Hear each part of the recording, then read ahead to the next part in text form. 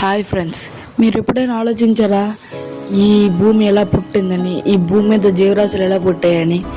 అదే ఈవేళ వీడియోలో డిస్కస్ చేసుకోబోతున్నాం. Formation of planets.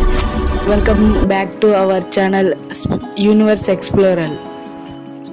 భూమి మీద వర్షం పడడం 4.5 బిలియన్ సంవత్సరాల క్రితం నుండే ప్రారంభమైంది.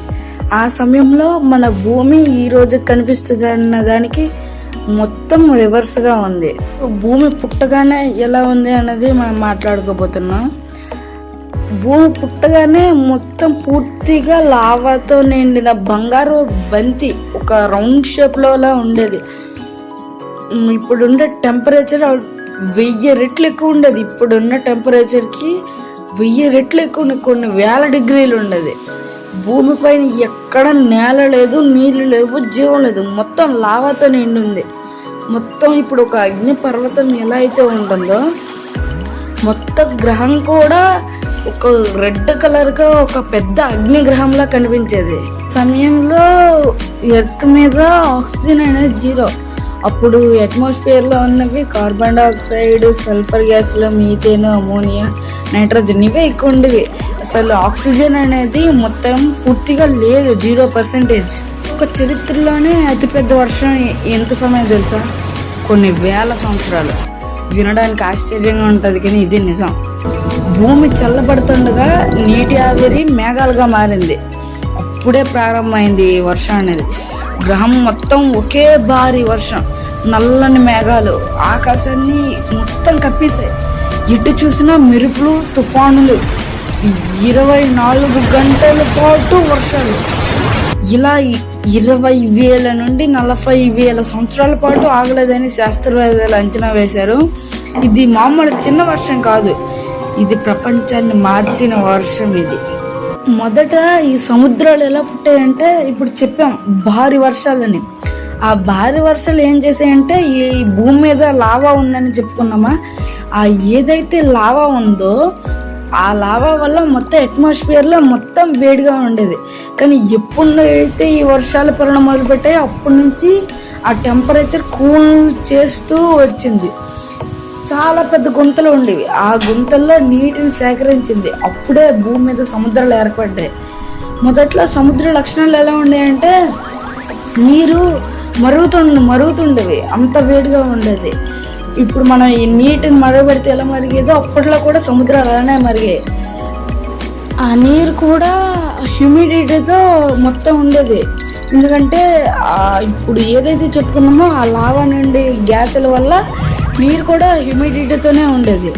అయితే ఆ వేడి సముద్రాలే తర్వాత జీవం పుట్టిన స్థలంగా మారింది. అలానే భారీ మిటియర్ దాడులు జరిగేవి. మనము ఇంగ్లీష్లో చదువుకుని ఉంటాం, లేట్ హెవీ బాంబార్డ్మెంట్ అని.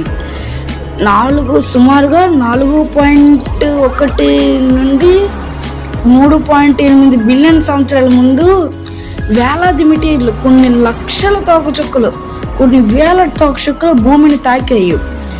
అందులో సముద్రంలో కొంత భాగం ఆవిరైపోయింది అనమాట. అది అందువల్ల ఆ మిటియర్స్ తాకడం వల్ల ఏవైతే తోకచుక్కలు ఉన్నాయో అవి తాకడం వల్ల సముద్రంలో సగం నీరు ఆవిరైపోయింది. మళ్ళీ తిరిగి మేఘాలు ఏర్పడ్డాయి, మళ్ళీ వర్షం. కామెట్లు కొన్ని ఎక్స్ట్రా నీటిని తెచ్చాయనమాట చెప్పుకోవాలంటే. అలాగే జీవం కోసం ఆర్గానిక్ పదార్థాలు కూడా వచ్చాయి. దేనివల్ల? తోకచుక్క వల్ల.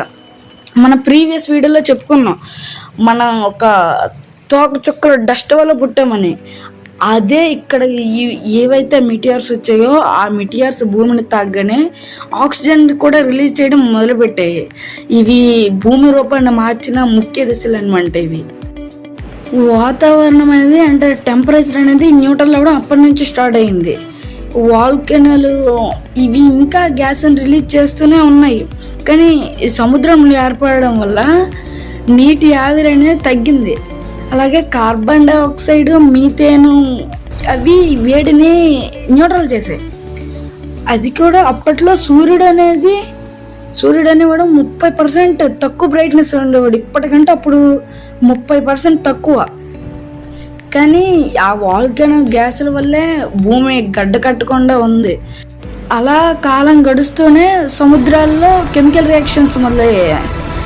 హైడ్రోథర్మల్ వెంట్స్ మీకు ఎక్స్ప్లెయిన్ చేస్తున్నాయి. సముద్ర అడుగున ఉన్న వేడి నీటి గీజర్లు ఉంటాయి. ఆ గీజర్ల చుట్టూ కెమికల్ రియాక్షన్స్ జరగడం మొదలుపెట్టాయి. అవి సింపుల్ ఐటమ్స్ అన్ని కలిపి అప్పుడే తయారైంది బ్యాక్టీరియా అనేది. మొదటి బ్యాక్టీరియా అనేది 3.8 నుంచి 4.0 అంటే 4 బిలియన్ సంవత్సరాల క్రితం పుట్టిన బ్యాక్టీరియా ఏదంటే ప్రోకారియట్స్. అది ఇప్పటికీ మనం చదువుకుంటున్నాం ప్రోకారియట్స్, యూకారియట్స్ అని. ప్రోకారియట్స్ అనేవి సుమారుగా 4 బిలియన్ సంవత్సరాల క్రితం పుట్టినవి ఇవి. ఆ యూకారియట్స్ తర్వాత స్ట్రోమాటోలైట్స్ అనేవి ఫామ్ అయ్యాయి. ఎలా అంటే సైనోబ్యాక్టీరియా అనేది లైట్ను ఉపయోగించుకుని ఫుడ్ని తయారు చేసుకుంటుంది తన మట్టుకు తానే. మనం చదువుకున్నాం కదా ఫోటోసింథసిస్ అనేది. అది సైనోబ్యాక్టీరియా అనేది ఫోటోసింథసిస్ చేసుకుని తన నివాసం కోసం స్ట్రోమాటోలైట్స్ అనే రాయి లాంటి గుట్ట ఉంటుంది, ఆ గుట్టల్లో నిర్మించుకున్నాయి. ఇవి మనం చూస్తే ఆస్ట్రేలియాలో మనకి కనబడతాయి. ఆస్ట్రేలియాలో ఇప్పటికీ మనకి కనబడతాయి. ఈ స్ట్రోమాటోలైట్స్ ఏవైతే సైనోబ్యాక్టీరియా నివాసం ఉందో భూమి మీద ఆక్సిజన్ పెరగడానికి పుట్టడానికి గల మొదటి కారణం అదే స్ట్రోమాటోలైట్సే. బ్యాక్టీరియా ఇలా లక్షల సంవత్సరాల పాటు చేసింది. ఆక్సిజన్ అలా రిలీజ్ చేయడంతో సముద్రాల్లో ఇనుముతో కలిసి ఆక్సిజన్ అంటే ఐరన్ ప్లస్ ఆక్సిజన్ కలిపి ఐరన్ ఆక్సైడ్గా మారింది. తర్వాత ఆక్సిజన్ అనేది వాతావరణంలో చేరింది. ఇప్పుడు ఆ ఐరన్ ఆక్సైడే మన సముద్రం అంచుల్లో ఈ రెడ్ కలర్ రాళ్ళు కనబడతాయి. అవి ఐరన్ ఆక్సైడ్ దానివల్ల ఫామ్ అయింది. ఇదే మొదటి మెట్టు మానవులు బతకడానికి. మానవులు సహా అన్ని జంతువులు జీవనానికి అవసరమయ్యే ఆక్సిజన్ మొదటిసారి ఇక్కడికే వచ్చింది. భూమి ఆకాశం నీలంగా బ్లూ కలర్లోకి మారిపోయింది.